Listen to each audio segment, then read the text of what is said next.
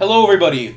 Welcome back to the Lundus Instructs audio podcast. I am, of course, your host, Lundus01. Wow. Some great news, some big news, some eventful stuff has happened, and they are just this past day since I've been out. Just some quick announcements. I'm going to be, I'm going to be making a new decision. I'm going to be... How should I put this? I'm going to, I don't know. Here, I'm going to say this straightforward here. I am no longer going to be hosting the, whatever the podcast with CBS was going to be called. I will no longer be hosting it. I know that was a surprise to me. I made that announcement last night that I would be putting the show on pause just for a little while so I could host that show on CBS. However, I came to the decision that, I want to be as unbiased as possible, and an independent podcast is probably the best way to do that. If I worked with a company like CBS, sure, it'd be a lot more, a lot more value, a lot more money coming in. It would be a lot higher production quality, but I have a feeling that it would lose a lot of the raw sort of just facts. So that's why I'm sticking just an independent podcast. However, I will be probably a frequent guest on that podcast, so if you have not already, make sure you check that out, because I am a huge fan of what CBS is trying to do. So, with that out of the way, let's get to some of the news, because there has been a lot. So starting off, of course, this the second State of the Union address was given by a con artist. This time it was a little bit less, I guess, eventful. I guess there wasn't as many mass shootings. There was about 2, I think, so... That's fine. It was better than the first one where it was completely out of control. At least people were sitting down and at least happy.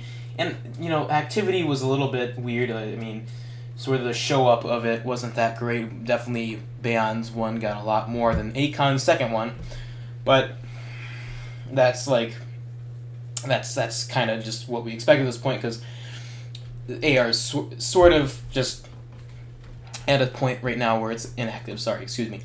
I named this episode Back to a Two-Party System because that's exactly what's happened. We are now back to a two-party system. For those who didn't know, it's actually some kind of obscure news since it wasn't really announced anywhere, but the Pluralist Party has now officially merged with the Constitutionalist Party. They aren't making any sort of new party. It's not going to be like the Pluro-Constitution Alliance Union, whatever.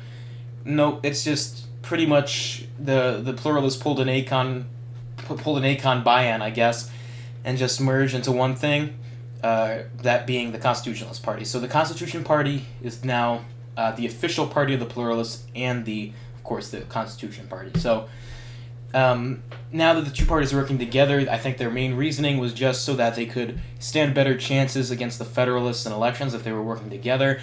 Both parties have similar views, and, there's just a lot of good things that both parties could accomplish together. And the Constitutionalists, right now, have the president in charge and all of that. So, a lot of former pluralist leadership got put into positions here, which is great to see. I'm actually very happy with this decision. I thought that, again, I like that there was a three-party, a whole kind of variety. And I'm not liking this whole two-party system thing that we had, because now it feels very much like the Federalist versus Constitutionalist divide that we always had in this country. So, So, I'm not sure what I think about it, but I think it's a good idea that the Pluralists, the Constitution, they're just very similar in their ideas and very similar in who they supported. So, I'm glad that they are merged together. So, that's that. So. In other news, more political party news, the Republican Party has officially been disbanded by the FEC for not filling out any sort of paperwork to keep it going. The chairman sort of went inactive and never had any other chairman elections. So the Republican Party is now dead. A lot of members I remember that are active have gone to the Constitutionalists primarily, and the Federalists are slowly losing members and support. So then you might ask, what's the difference between the Constitution Party and the Federalist Party? Why is there such a noticeable divide? Well, that's a very difficult question. The Constitutionalist Party is kind of devoted right now to making AR succeed. We want people in good positions. We don't want people that, are just well-known put into position. We need people who are good at what they do, and, we just need AR to get on its feet.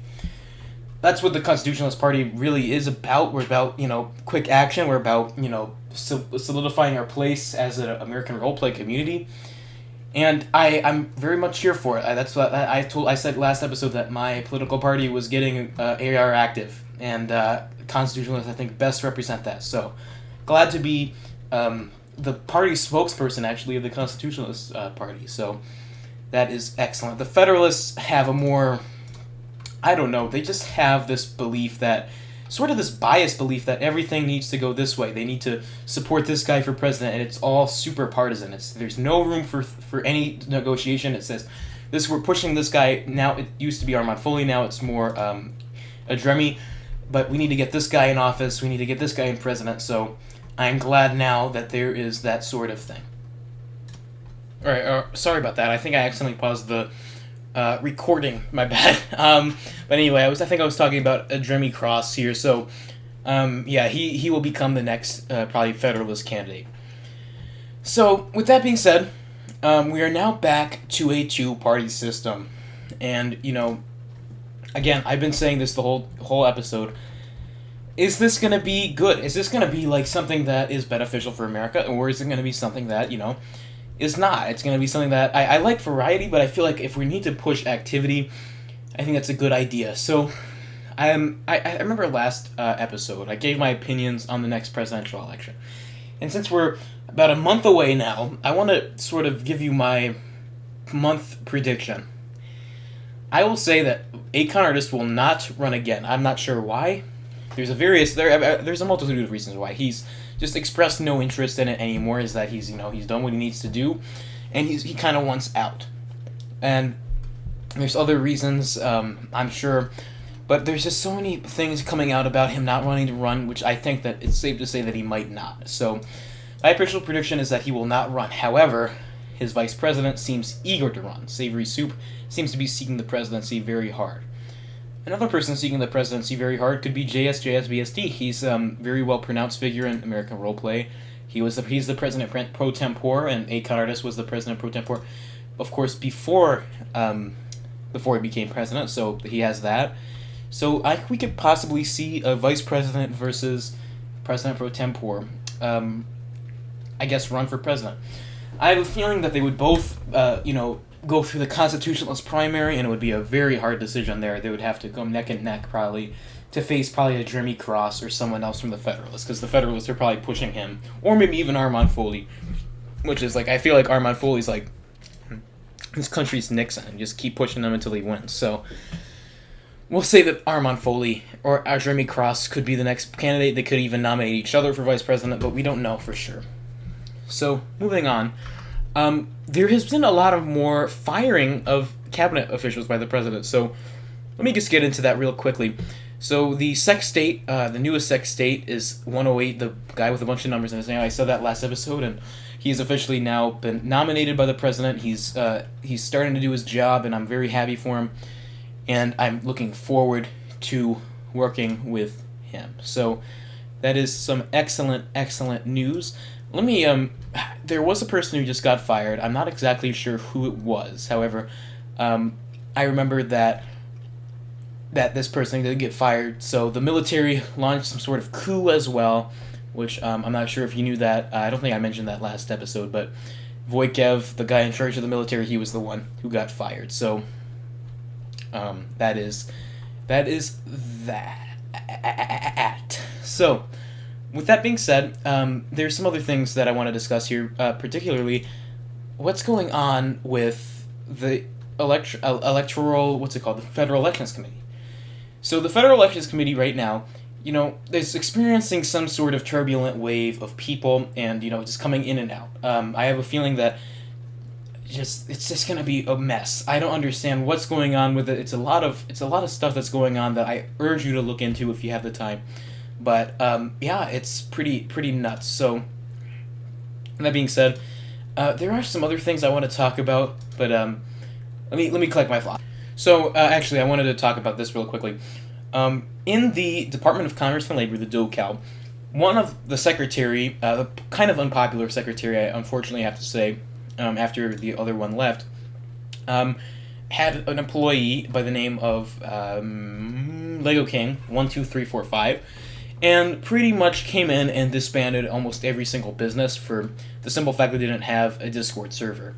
That is, of course, John News, Time Magazine, Supu News, American Forces, LABC, C-SPAN, a lot of this other stuff. Another thing is that LABC was officially suspended, but that's besides the point. Like, it was officially suspended by the board of governors of the DoCal staff. So the guy got Killer 1212. He officially disbanded the LABC. It's gone. It's no longer posting anything. So I suppose that is the end of that. So, apparently, after that announcement was made, Lego King 1, 2, 3, 4, 5, he made an announcement saying that a various amount of news sources, security services, car services, food chains, corporations are all going to be disbanded because they didn't have a server or any sort of Roblox linkage. However, Akon Artist retaliated 20 minutes later, stating that nothing was suspended, that this wasn't constitutionally backed. He made the announcement that Lego King would be fired because he can't alter termination policies. So, the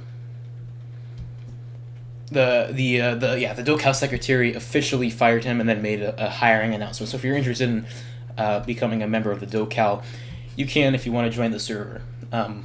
If you want to, you just got to join the server and you can become a DoCal member. So, that being said, there's a lot of stuff I kind of rambled about, but that's pretty much all that's happened so far. Again, I would be very invested in the next presidential election. We could see either the rise of Akon or the rise of two very predominant political figures. If it turns out that is the case, I might even run. You never know. But I feel like I would just spoil the vote. So, with that being said, I thank you so much for watching. The Federalist Party is corrupt. If you think otherwise, then you're corrupt yourself, because I was just reading about the Federalist Party, actually, and it's actually, like, really odd. Like, I'm just going to end the episode, but I want to talk about this. The Federalist Party is so bipartisan. They started out President Akon Artist's presidency with, like, a witch hunt, and they were like, yes, we're going to go get up some bullshit reason to fire you, or to impeach you, and since it was a very partisan party at that point in time, they just impeached him. And then the Senate was like, no, this isn't right, so they did not continue with that, and the vice president was ultimately impeached by it because he did that whole thing. You can watch my episode about that. But the Federalists have just been so adamant about one person, and so mind-numbingly brainwashed, like it's just whatever Armand Foley says, it goes. So I am happy that I've left the Federalist Party, because I feel like it's just gone down the route of totalitarianism. I'm happy that I'm no longer a Federalist, because I feel like we do not need that right now. So with that being said, thank you so much for watching this episode of the Lundus Instructs audio podcast. I will see you right here, probably on Monday. Enjoy the rest of your weekend. Stay safe.